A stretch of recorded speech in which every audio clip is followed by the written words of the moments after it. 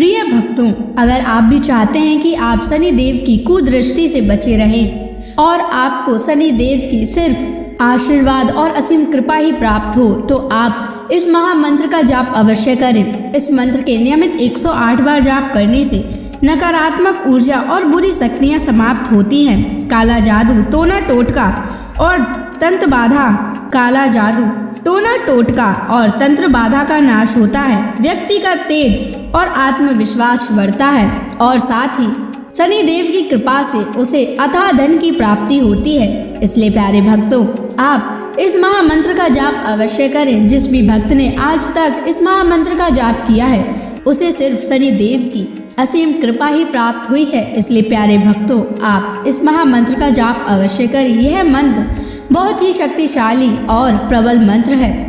इस मंत्र का प्रभाव तुरंत ही दिखाई देने लगता है और साथ ही आपका जीवन सुखद हो जाएगा।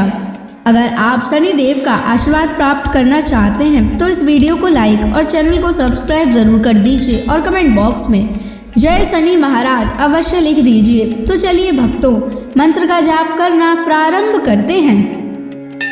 ओम ह्रीं सन शनैश्चराय सर्वदोष निवारणाय स्वाहा।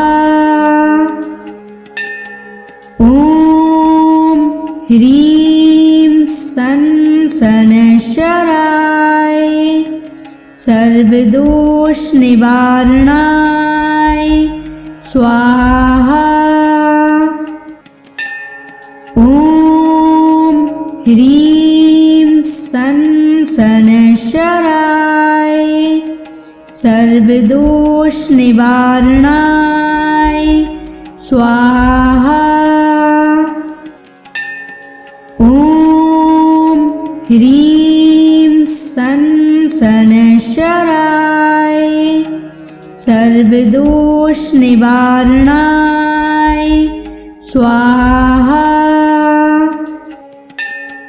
ओम ह्रीं सन शनैश्चराय सर्वदोष निवारणाय स्वाहा। ओम ह्रीं सन शनैश्चराय सर्वदोष निवारणाय स्वाहा। ओम ह्रीं सन शनैश्चराय सर्वदोष निवारणाय स्वाहा। ओम ह्रीं सन शनैश्चराय सर्वदोष निवारणाय स्वाहा। ओम ह्रीं सन शनैश्चराय सर्वदोष निवारणाय स्वाहा। ओम ह्रीं सन शनैश्चराय सर्वदोष निवारणाय स्वाहा। ओम ह्रीं सन शनैश्चराय सर्वदोष निवारणाय स्वाहा। ओम ह्रीं सन शनैश्चराय सर्वदोष निवारणाय स्वाहा। ओम ह्रीं सन शनैश्चराय सर्वदोष निवारणाय स्वाहा। ओम ह्रीं सन शनैश्चराय सर्वदोष निवारणाय स्वाहा। ॐ ह्रीं सन् शनैश्चराय सर्वदोषनिवारणाय स्वाहा। ॐ ह्रीं सन् शनैश्चराय सर्वदोषनिवारणाय स्वाहा।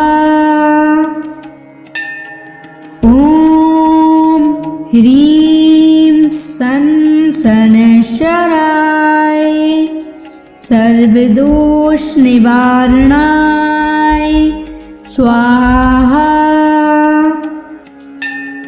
ॐ ह्रीं सन् शनैश्चराय सर्वदोषनिवारणाय स्वाहा।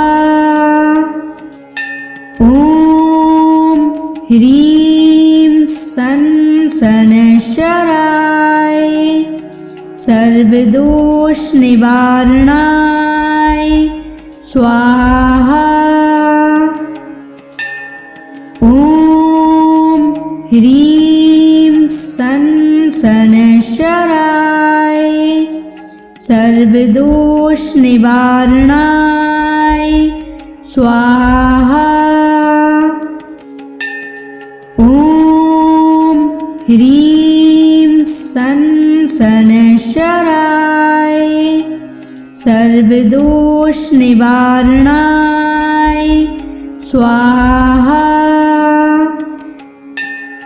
ॐ ह्रीं सन् शनैश्चराय सर्वदोषनिवारणाय स्वाहा।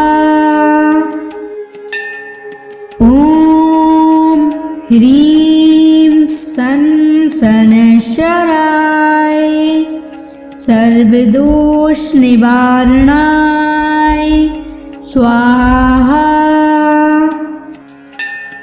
ॐ ह्रीं सन् शनैश्चराय सर्वदोषनिवारणाय स्वाहा। ॐ ह्रीं सन् शनैश्चराय सर्वदोषनिवारणाय स्वाहा। ॐ ह्रीं सन् शनैश्चराय सर्वदोषनिवारणाय स्वाहा। ॐ ह्रीं सन् शनैश्चराय सर्वदोषनिवारणाय स्वाहा। ॐ ह्रीं सन् शनैश्चराय सर्वदोषनिवारणाय स्वाहा। ॐ ह्रीं सन् शनैश्चराय सर्वदोषनिवारणाय स्वाहा। ॐ ह्रीं सन् शनैश्चराय सर्वदोषनिवारणाय स्वाहा। ॐ ह्रीं सन् शनैश्चराय सर्वदोषनिवारणाय स्वाहा।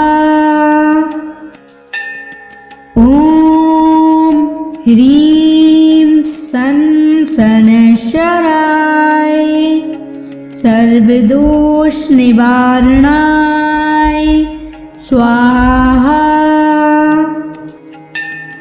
ॐ ह्रीं सन् सनशराय सर्वदोष निवारणाय स्वाहा। ॐ ह्रीं सनशराय सर्वदोष निवारणाय स्वाहा। ॐ ह्रीं सनशराय सर्वदोष निवारणाय स्वाहा। ॐ ह्रीं सनशराय सर्वदोष निवारणाय स्वाहा। ॐ ह्रीं सनशराय सर्वदोष निवारणाय स्वाहा। ॐ ह्रीं सनशराय सर्वदोष निवारणाय स्वाहा। ॐ ह्रीं सनशराय सर्वदोष निवारणाय स्वाहा। ॐ ह्रीं सनशराय सर्वदोष निवारणाय स्वाहा। ॐ ह्रीं सनशराय सर्वदोष निवारणाय स्वाहा। ॐ ह्रीं सनशराय सर्वदोष निवारणाय स्वाहा। ॐ ह्रीं सनशराय सर्वदोष निवारणाय स्वाहा। ॐ ह्रीं सनशराय सर्वदोष निवारणाय स्वाहा। ॐ ह्रीं सनशराय सर्वदोष निवारणाय स्वाहा। ॐ ह्रीं सनशराय सर्वदोष निवारणाय स्वाहा। ॐ ह्रीं सनशराय सर्वदोष निवारणाय स्वाहा। ॐ ह्रीं सनशराय सर्वदोष निवारणाय स्वाहा। ॐ ह्रीं सनशराय सर्वदोष निवारणाय स्वाहा। ॐ ह्रीं सनशराय सर्वदोष निवारणाय स्वाहा। ॐ ह्रीं सनशराय सर्वदोष निवारणाय स्वाहा। ह्रीं सन शनैश्चराय सर्वदोष निवारणाय स्वाहा। ॐ ह्रीं सन शनैश्चराय सर्वदोष निवारणाय स्वाहा। ॐ ह्रीं सन शनैश्चराय सर्वदोष निवारणाय स्वाहा।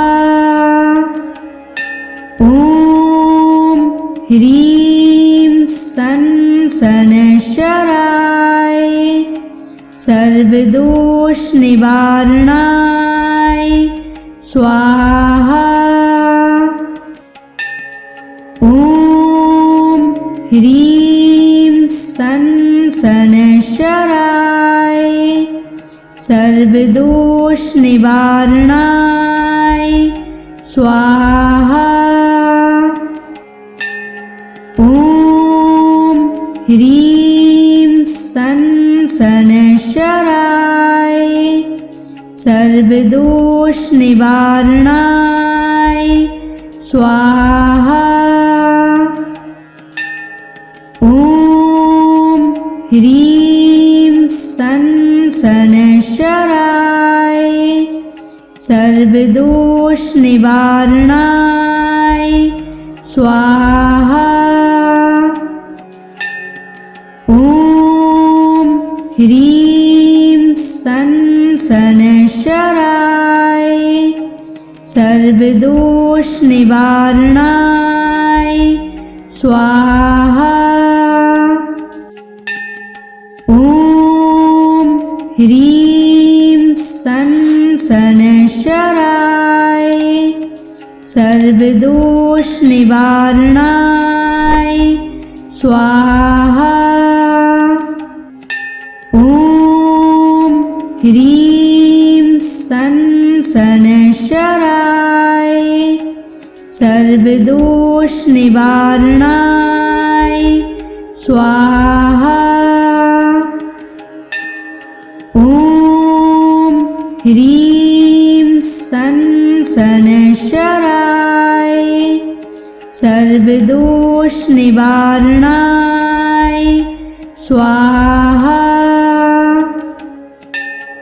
ॐ ह्रीं सन शनैश्चराय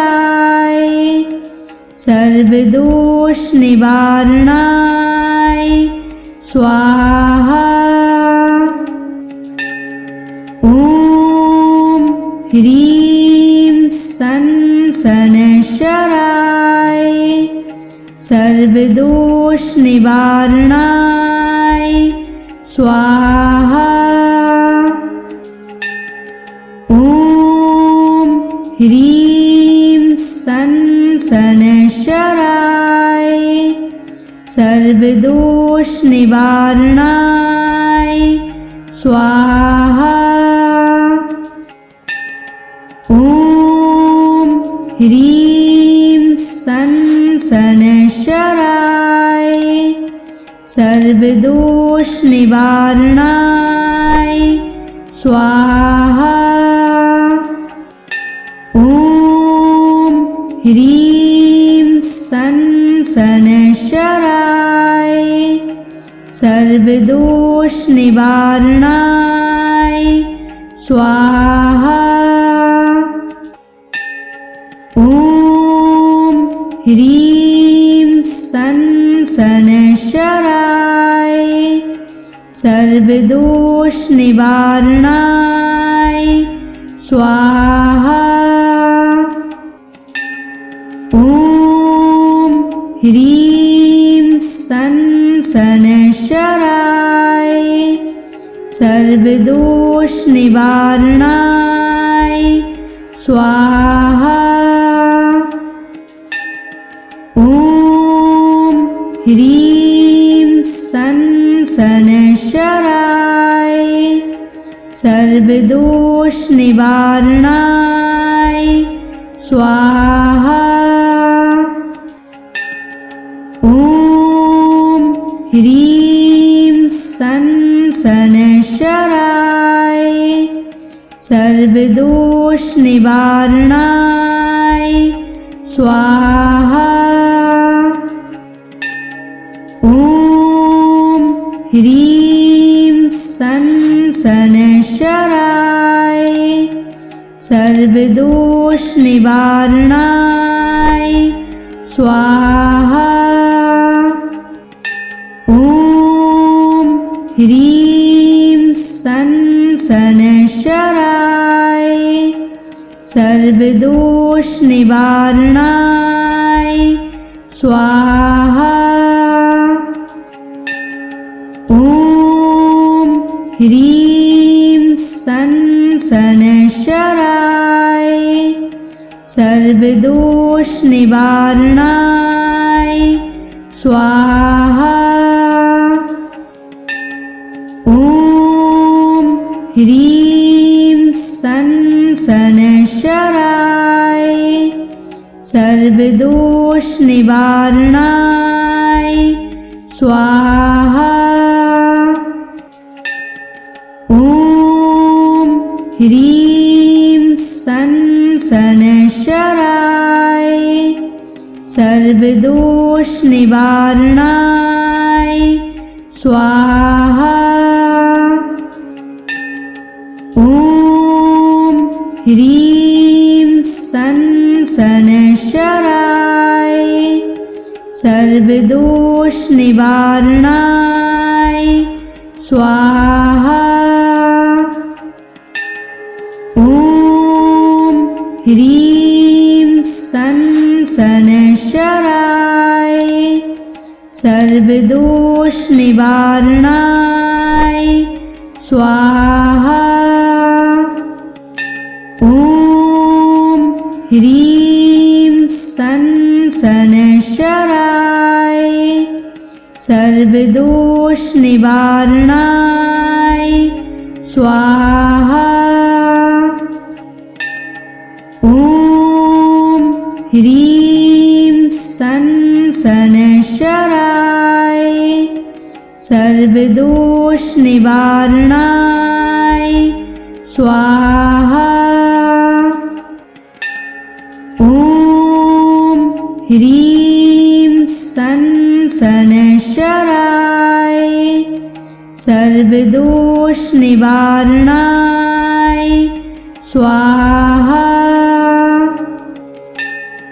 ॐ ह्रीं सन् शनैश्चराय सर्वदोषनिवारणाय स्वाहा। ॐ ह्रीं सन् शनैश्चराय सर्वदोषनिवारणाय स्वाहा। ॐ ह्रीं सन् शनैश्चराय सर्वदोषनिवारणाय स्वाहा। ॐ ह्रीं सन् शनैश्चराय सर्वदोषनिवारणाय स्वाहा। ॐ ह्रीं सन् शनैश्चराय सर्वदोषनिवारणाय स्वाहा। ॐ ह्रीं सन् शनैश्चराय सर्वदोषनिवारणाय स्वाहा। ॐ ह्रीं सन् शनैश्चराय सर्वदोषनिवारणाय स्वाहा। ॐ ह्रीं सन् शनैश्चराय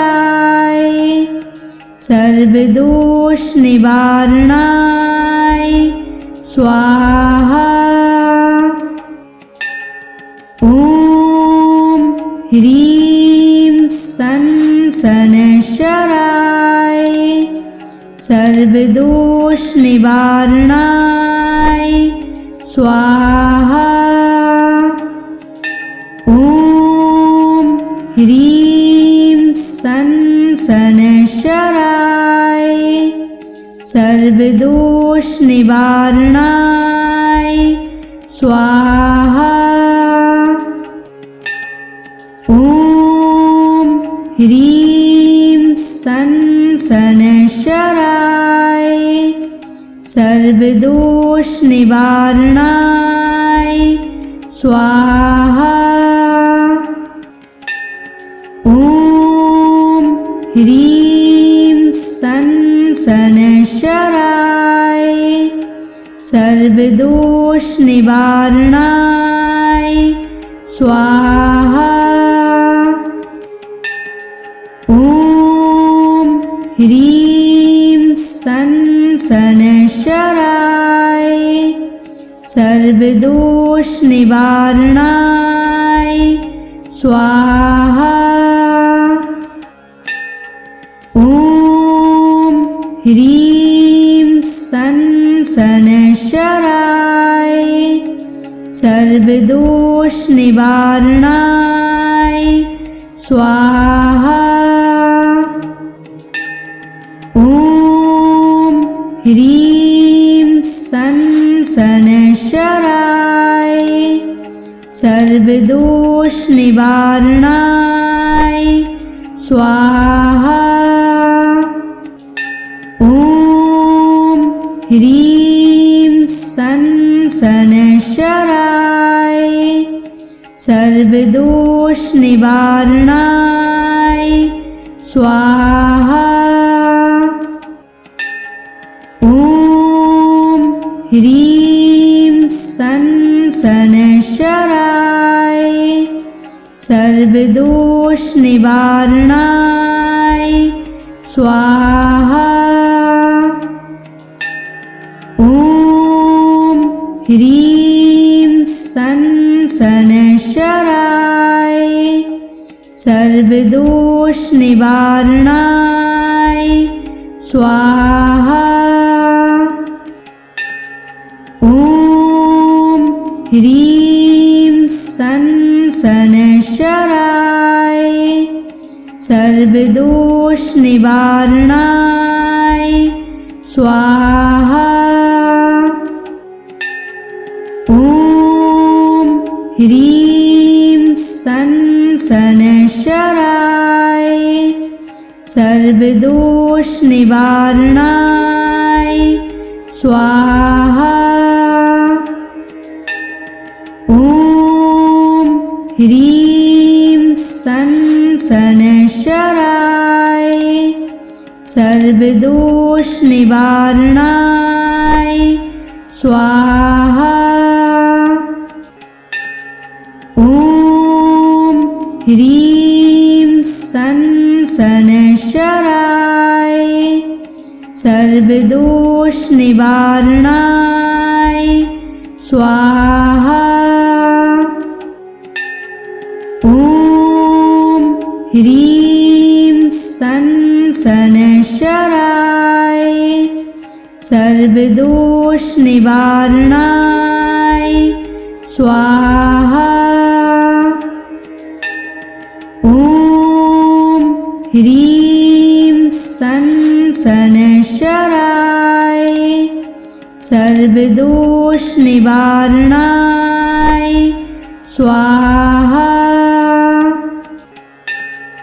ॐ ह्रीं सं शनैश्चराय सर्वदोष निवारणाय स्वाहा। ॐ ह्रीं सं शनैश्चराय सर्वदोष निवारणाय स्वाहा। ॐ ह्रीं सन शनैश्चराय सर्वदोष निवारणाय स्वाहा। ॐ ह्रीं सन शनैश्चराय सर्वदोष निवारणाय स्वाहा। ॐ ह्रीं सन शनैश्चराय सर्वदोष निवारणाय स्वाहा। ॐ ह्रीं सन शनैश्चराय सर्वदोष निवारणाय स्वाहा। ॐ ह्रीं सन शनैश्चराय सर्वदोष निवारणाय स्वाहा। ॐ ह्रीं सन शनैश्चराय सर्वदोष निवारणाय स्वाहा। ॐ ह्रीं सन शनैश्चराय सर्वदोष निवारणाय स्वाहा।